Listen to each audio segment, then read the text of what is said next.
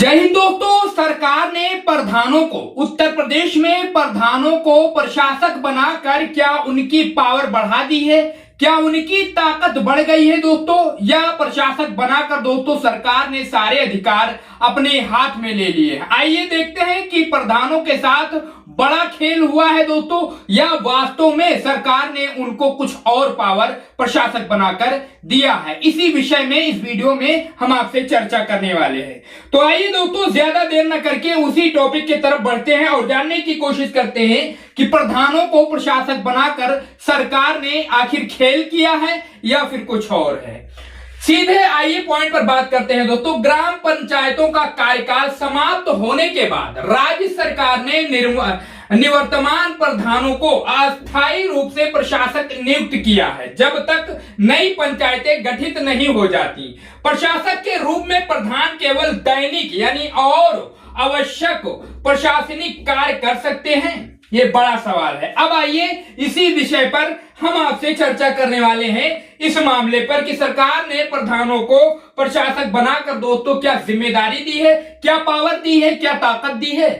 प्रशासक प्रधान के पास कौन कौन से अधिकार हैं? जी हाँ, अब प्रधान नहीं रह गए, प्रशासक प्रधान हो गए, तो उनके पास अब कौन कौन से अधिकार हैं। ग्राम पंचायत के नियमित कार्यालयी कार्य चलाना, सफाई, पेयजल, स्ट्रीट लाइट, जन्म मृत्यु प्रमाण पत्र जैसे नियमित कार्यों की निगरानी करना, पहले से स्वीकृत योजनाओं और आवश्यक भुगतानों का संचालन करना, पंचायत सचिव के साथ मिलकर ग्राम पंचायत का सामान्य प्रशासन चलाना। ये दोस्तों प्रशासक प्रधानों के पास कौन कौन से अधिकार हैं, फिलहाल में ये अधिकार उनके पास हैं। अब आइए देखिए दोस्तों कि खेला क्या होने वाला है। जो प्रशासक बनाए गए हैं, बड़ा ढिंढोरा पीटा जा रहा है। आइए दोस्तों आगे देखते हैं सरकार ने कौन कौन से अधिकार अपने हाथ में रखे हैं। समझिए इस बात को,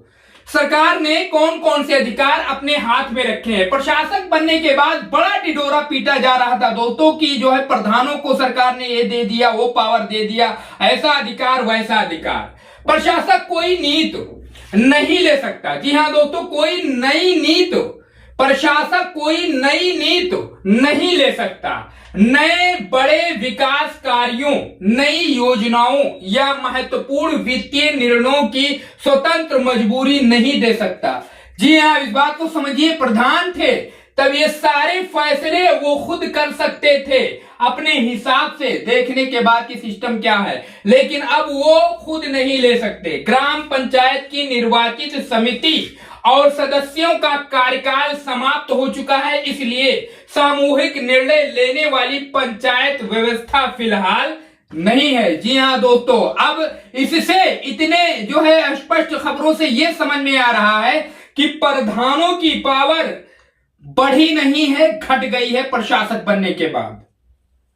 अब इस पॉइंट पर आगे बढ़ते हैं। यदि कोई विशेष या बड़ा निर्णय लेना हो तो, आप समझिए, कोई विशेष या बड़ा निर्णय लेना हो तो ऐसी स्थिति में प्रस्ताव जिला पंचायत राज अधिकारी डीपीआरओ के माध्यम से जिला अधिकारी डीएम को भेजा जाएगा और डीएम की अनुमति मिलने पर ही निर्णय लागू किया जाएगा।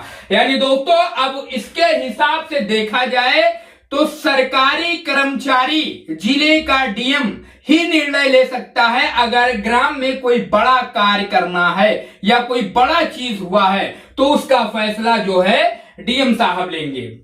आगे बढ़ते हैं। सरल शब्दों में प्रधान अब प्रशासक के रूप में पंचायत का रोजमर्रा का काम चला सकते हैं।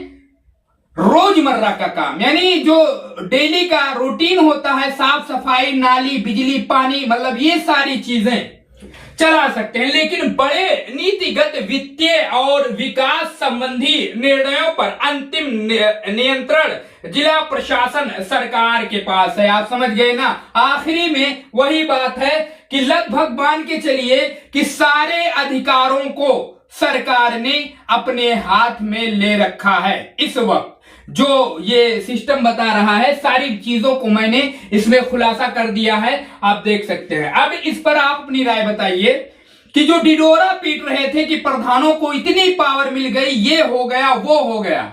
दोस्तों उनका अब क्या कहना, उनके बारे में क्या कहना। वैसे प्रशासक बनने के बाद, प्रधानों के प्रशासक बनने के बाद जब सरकार ने निर्णय लिया कि वो प्रशासक बनेंगे, चुनाव फिलहाल नहीं होगा, तो दोस्तों जिस तरीके से उनके अधिकार कटे हैं, सारी चीजें हमने इस वीडियो में मेंशन कर दिया। कुछ और भी हो सकते हैं ऊपर नीचे, लेकिन दोस्तों लगभग यही चीज फिलहाल होता दिख रहा है। अब इस पर आप अपनी राय हमें कमेंट बॉक्स में बता सकते हैं। चैनल को सब्सक्राइब करके इस वीडियो को ज्यादा से ज्यादा शेयर कर सकते हैं।